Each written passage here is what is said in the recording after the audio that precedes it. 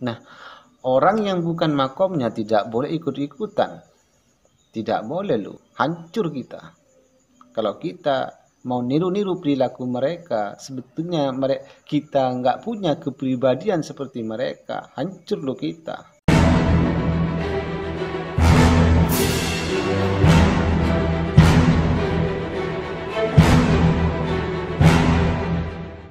Assalamualaikum warahmatullahi wabarakatuh.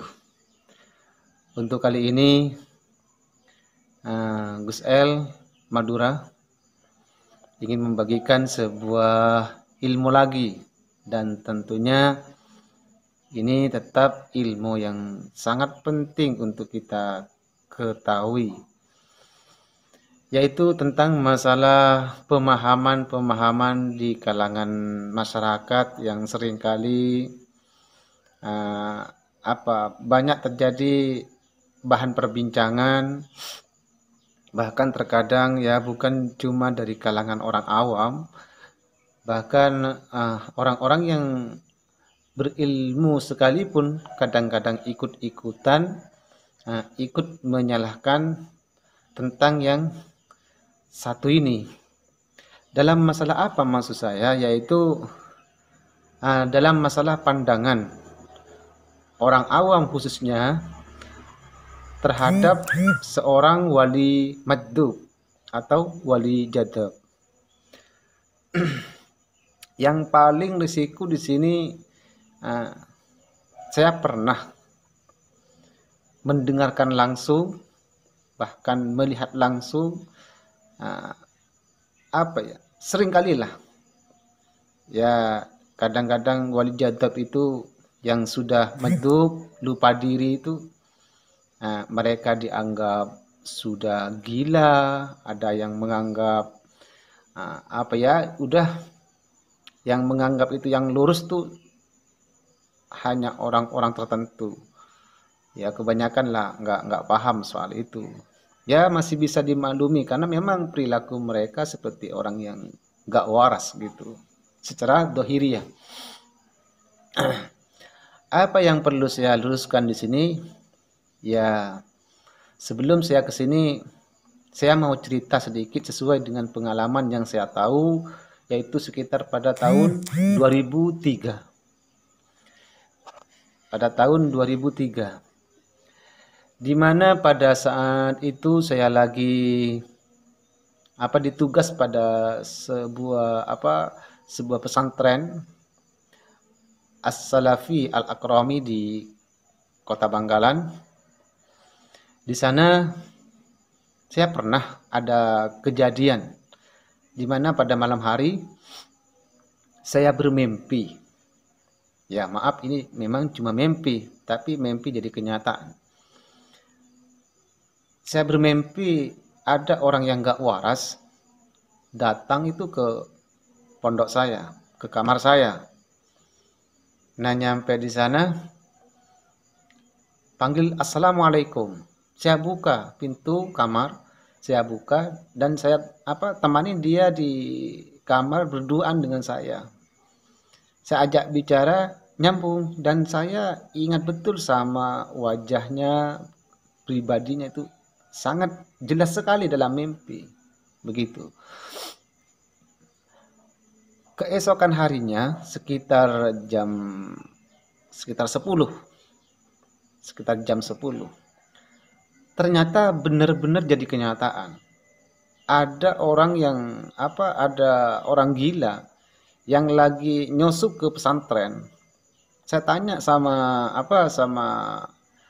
murid-murid pada waktu itu. Kata mereka, wah dia orang gila, Tat. Artinya memang banyak yang tahu dari segi seleranya. Tapi wallahu a'lam, apakah dia memang dia betul atau hanya sebangsa makhluk gaib atau mungkin jin atau mungkin malaikat? Ya wallahu a'lam, pada waktu saya tidak tahu ya.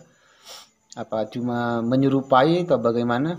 Tapi yang jelas banyak yang kenal lah santri sama orang itu. Yang katanya itu pada masa dia waras, normal seperti orang biasanya. Katanya dia ahli dikir, ahli tirakat, begitu. Tapi tahu-tahu pada akhirnya ya seperti itu kejadiannya. Ya langsung, loh ini kan yang datang dalam mimpi saya yang tadi malam, kata saya. Terus langsung menuju ke kamar saya, persis seperti yang terjadi dalam mimpi. Saya tunggu di kamar itu. Ternyata orang itu lurus ke kamar saya.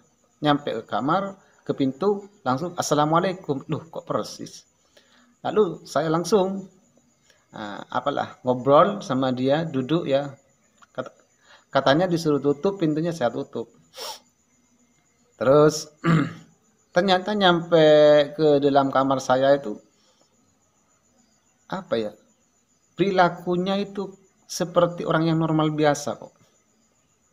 Saya enggak sama sekali enggak melihat kepribadian orang yang enggak waras. Padahal saya melihat sendiri pada waktu lagi di luar, dia ya kayak orang enggak waras aja lah, begitu. Tapi nyampe ke dalam kamar ternyata enggak kok, enggak ada apa-apa itu. Biasa-biasa, nyambung, ngobrolnya nyambung normal. Bahkan setelah jam 12 dia ngajak jalan-jalan ke sebuah pasar sekitar 1 kilo, nggak jauh di tempat itu. Saya jalan sama dia karena waktu itu masih kendaraan nggak begitu banyak, sepeda, jadi saya jalan pakai kaki sampai ke pasar. Nah di pasar itu karena sudah adzan di perjalanan, nyampe ke nggak jauh dari pasar, saya ketemu dengan masjid. Lalu saya ajak dia untuk sholat duhur. Mau dia, mau. Langsung ngambil wudhu, saya juga ngambil wudhu, dia ngambil wudhu. Saya memang agak heran ya, ngobrol, pokoknya banyak yang diobrolkan di tengah jalan. Nyambung kok, enggak ada sama sekali yang disampaikan ke saya itu yang yang enggak nyambung, enggak ada. Waras betul. Nah, waktu mau sholat kata saya, biar orang ini yang ngimamin, kata saya. Saya suruh dia, yuk ngimamin, kata saya. Ternyata dia nggak mau. Akhirnya ya saling ajak lah gitu gampangnya. Ya akhirnya kata dia, saya disuruh jadi imam. Kata saya, biar dia yang jadi imam. Karena dia nggak jadi, nggak mau, akhirnya saya yang jadi imam, begitu. Nah lepas sholat, ringkas cerita, lepas sholat saya langsung pulang lagi sekitar 1 kilo. Nyampe ke kamar ya duduk seperti biasanya di sana. Tak lama dari itu kemudian dia pamit mau pulang. Saya izinkan. Nah lepas dari kamar itu, dari pintu, assalamualaikum Tad, kan itu kan. Ya waalaikumsalam, kata saya. Langsung itu gila lagi.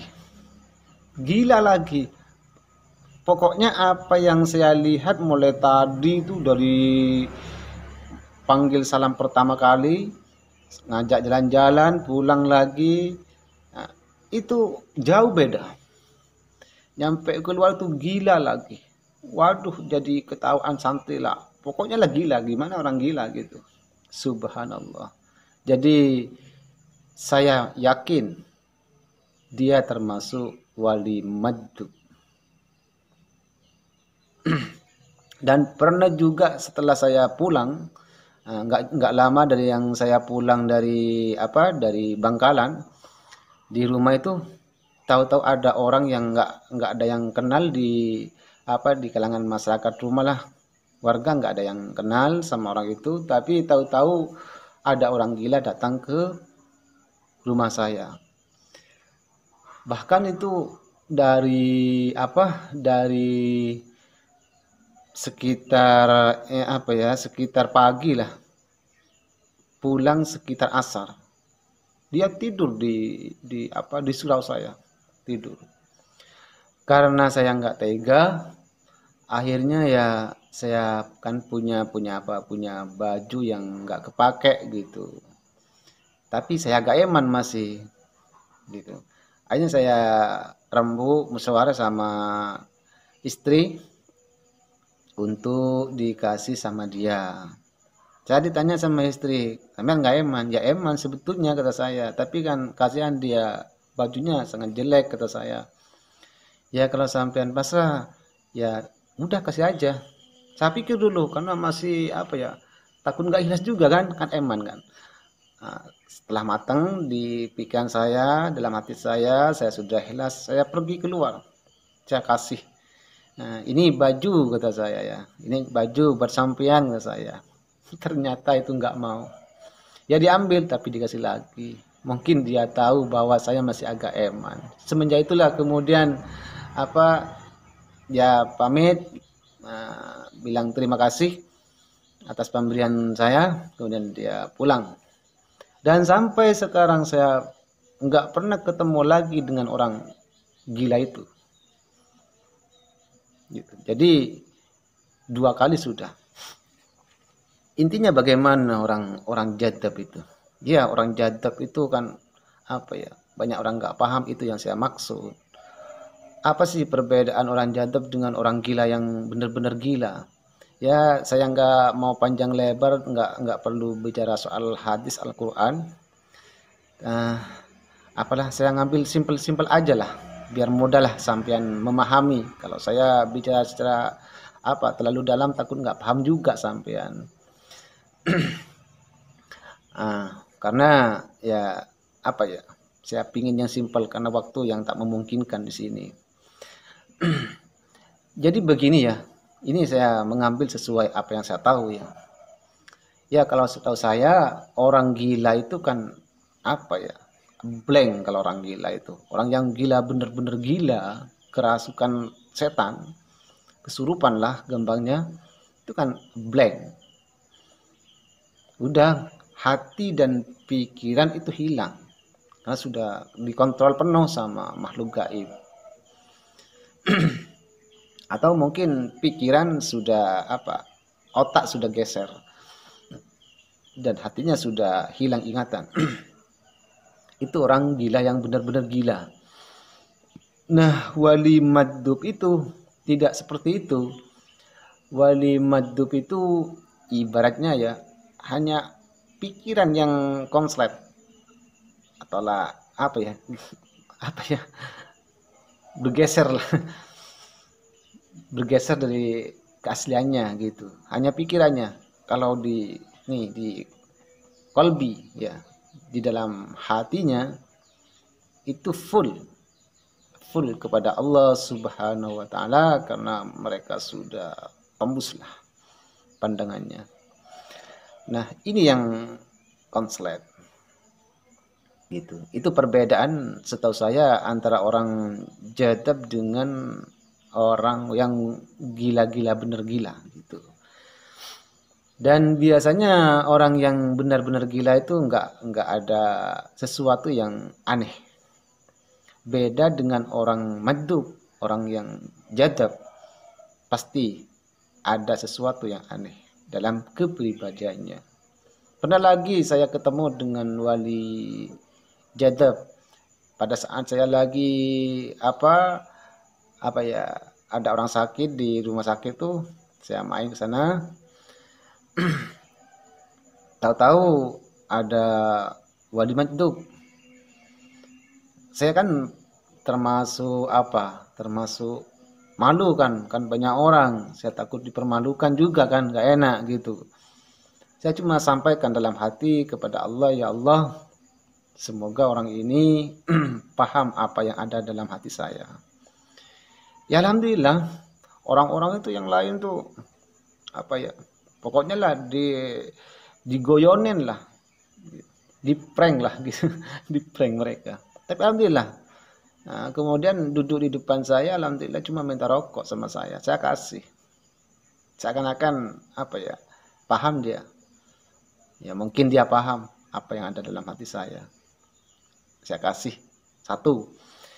Nah, dari semua itu ya gimana ya, itu aslilah yang seringkali kita lihat di masyarakat tentang kepribadian orang-orang jadab. Apa yang saya maksud, banyak perselisihan, jadi perbincangan di kalangan masyarakat tentang masalah dunia jadab ini. Ya mereka kan beda dengan manusia yang biasanya. Jadilah wajarlah jika banyak orang, terutama orang awam yang mengira mereka itu gila. Ya wajar, nggak salah juga, nggak bisa disalahkan kan, memang gila kan mereka kan, secara lahiriah begitu. Orang apa? Orang jadab itu nggak didosakan sama Allah. Itu yang perlu kita luruskan. Meskipun mereka tidak sholat, tidak puasa, tidak zakat, pokoknya nggak melakukan hal-hal kewajiban secara syar'i, itu ya dimakfu sama Allah. Dimakfu sama Allah. Karena mereka sudah ibaratnya konslet. Tapi di sini bukan di hati, bukan. Ibaratnya sudah konslet itu kan. Jadi dimakfu Allah. Artinya mirip dengan orang gila sudah. Orang gila tidak diberi kewajiban untuk melakukan kewajiban-kewajiban yang umumnya kita lakukan. Itu lepas dosanya. Diampuni oleh Allah. Bukan nggak dosa, diampuni. Sama juga dengan orang tidur. Jadi makom orang jadab itu sama dengan orang tidur, sama dengan orang gila, sama. Atau orang lupa.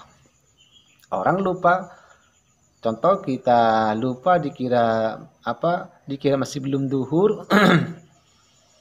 Nah, ternyata apa? Sudah duhur.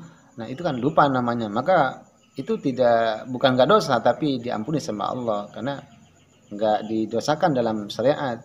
Maksudnya masih dimaafkan oleh Allah Subhanahu wa taala. Dimakfu. Bahasa Arabnya seperti itu kan. Nah, orang jadab juga demikian. Itu yang perlu kita luruskan. Jadi, selama mereka jadab, maka lepaslah kewajiban yang mereka miliki. Terkecuali nanti mereka sudah kembali normal lagi. Jika jadabnya cuma sebentar, ya setelah normal perlu dikodain sholatnya kalau sholat. Ya kalau jadabnya atau ibaratnya gilanya lama ya gimana ya kalau sudah lama. Terus apakah mereka nggak sholat? Orang jadab itu. Orang majdzub itu bukan nggak sholat. Ya seperti yang tadi saya katakan, mereka lain makom, lain kedudukan. Nah, orang yang bukan makomnya tidak boleh ikut-ikutan. Tidak boleh loh, hancur kita. Kalau kita mau niru-niru perilaku mereka, sebetulnya kita nggak punya kepribadian seperti mereka. Hancur loh kita. Hancur, jangan niru-niru. Udah ada tempat masing-masing. Sama loh kalau dalam syariat seperti ini. Sama dengan antara orang yang bersikap lembut, bersikap ya lembut dengan orang yang punya kepribadian kasar, itu sama. Atau orang tua dengan anak muda itu sama, bisa disamakan. Orang lembut mau meniru perilaku orang kasar, lucu loh. Enggak bagus lah, hasilnya enggak bagus. Sebaliknya orang kasar mau meniru orang yang berperilaku lembut, ya enggak bagus juga. Enggak bagus juga. Jadi udah, itu memang sudah apa adanya ya, enggak bisa seperti itu. Jadi kalau memang orang tua jangan berperilaku seperti anak-anak, lucu. Jadinya nanti lucu. Anak-anak berperilaku seperti orang tua nanti jadinya juga lucu. Nah, sama juga dalam hal ini. Kalau bukan jadab, bukan majdzub, jangan coba-coba niru, lucu jadinya gitu. Karena mereka bukan dibuat-buat, mereka sudah bila filah sudah tinggi begitu. Nah, saya buka sedikit. Apa tujuan saya biar di antara kalian ya tidak selalu terjadi saling simpang siur antara orang syariat dengan orang hakikat, terutama dengan orang majdzub.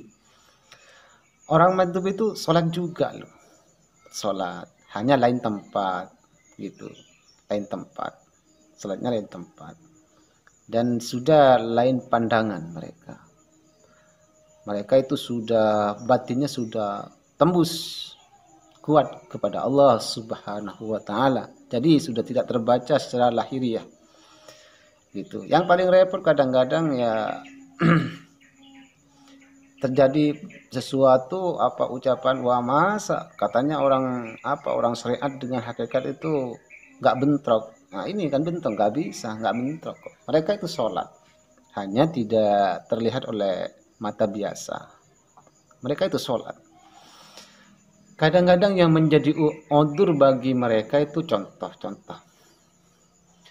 Nah, mereka itu orang maju itu bisa jadi apa pada saat kemaddupan, pada saat jadab bisa jadi mereka itu melihat bumi seperti apa ya, seperti bola atau mungkin seperti talam besarnya bumi. Nah, kalau besarnya bumi cuma seperti talam, kita mau sujud sama apa? Itu kan? Mau sujud sama talam nggak bisa. Talam itu kan kecil, hanya cuma mampu dibuat untuk duduk, kan begitu kan? Atau seperti bola, kita mau sujud sama apa? Nah, karena nggak punya tempat sujud, maka odur namanya. Dan kadang-kadang karena sebab itulah mereka pindah tempat untuk sholat. Karena sudah bumi yang mereka lihat sudah tidak seperti bumi yang kita lihat begitu. Namanya sudah kekasih Allah. Ya namanya kekasih gimana ya? Ya sama dengan kita lah. Andai diibaratkan. Kita sama apa? Sama istri lah contohnya. Jangankan hal yang paling besar, hal yang paling kecil sekalipun istri itu tahu. Pasti sama sampean itu dikasih tahu. Kenapa? Kekasih. Begitu kan? Ya namanya kekasih. Apa-apa yang diminta dituruti. Jangankan cuma yang diminta, yang nggak diminta dikasih. Itu istri, itu kasih sayang namanya. Itulah cinta, mahabbah. Nah, kalau Allah sudah sayang kepada salah satu hambanya, seperti contoh wali maddub dan wali-wali yang lainnya, apa yang nggak mungkin? Allah itu kan ilmunya seperti lautan. Maha kaya, maha kuasa, yang punya segalanya. Kemudian ada salah satu hamba disayangi, ya apa yang nggak mungkin? Kita aja itu kalau udah sayang itu yang rahasia dikasih, iya kan? Yang rahasia aja dikasih. Yang sama orang itu memang sangat malu untuk kita ketahui, untuk orang lain ketahui. Tapi untuk orang yang kita cintai, wah, semuanya. Jangankan yang terlihat, yang nggak terlihat, dikasih semua. Namanya itu sudah. Ya, tapi kalau sama istri bukan wali ya, mahabbah. Tapi kalau Allah sama hambanya itu, kalau sudah dicintai lebih dari seperti biasanya, itu namanya min auliyaillah. Kalau Nabi itu min anbiyaillah. Kan begitu kan? Jadi apa ya, bukan hal nggak mungkin lah bagi Allah gitu. Dunia ini memang awalnya nggak ada. Apa yang sulit bagi Allah gitu. Hanya saja ya itulah orang majdub itu ya kadang-kadang bisa kita baca, kadang-kadang tidak bisa dibaca kepribadiannya. Manfaat secara derajat ya ada yang tinggi juga. Secara derajat kewalian tuh ada yang tinggi juga. Derajat maddub itu, jadab itu ada yang tinggi juga. Ada yang tinggi juga, ada. Tapi yang paling tinggi itu yang sadar. Itu yang paling tinggi. Yaitu wali-wali ya seperti Rasulullah lah. Itu yang paling tinggi. Karena tak semua orang wali itu bisa. Tak semua wali itu bisa. Tapi ya udah insya Allah akan saya bahas di lain waktu lagi soal wali-wali yang biasa. Tapi untuk saat ini saya lebih fokus pada wali jadab dulu ya. Wali jadab itu biasanya apa ya? Di antara karomah-karomahnya itu bisa terlihat biasanya. Terlihat. Tapi mereka bukan mencintai karomah. Banyak loh orang kadang-kadang salah paham di sini banyak. Nah, dikira mereka itu karena dikatakan soal karomah-karomah, mereka itu dikira mencintai apa? Karomah. Bagaimana Allah angkat derajatnya kalau mereka masih mencintai karomah? Mereka sudah tidak mencintai apa-apa kok. Wali baik wali biasa maupun wali jadab. Mereka tidak mencintai karomah. Begitu. Ibarat istri sudah tidak berharap tentang dunianya, tentang apa yang ia miliki. Tapi namanya suami yang sudah mencintai, apapun dikasih. Jangan heranlah, ya wajarlah. Jika para nabi dikasih mukjizat, jika para wali dikasih karomah, ya wajarlah. Tapi bukan berarti orang jadab mencintai karomah. Bukan seperti itu. Salah. Udah nanti, insya Allah akan saya jelaskan soal ini. Untuk kurang lebihnya dulu, mohon maaf. Dan mohon sekiranya ikhlas untuk dikasih subscribe di channel saya yang satu ini. Ya enggak apa-apa juga. Itu bukan hak saya, itu hak sampean. Kurang lebihnya mohon maaf. Sekali lagi, akhir kalam. Assalamualaikum warahmatullahi wabarakatuh.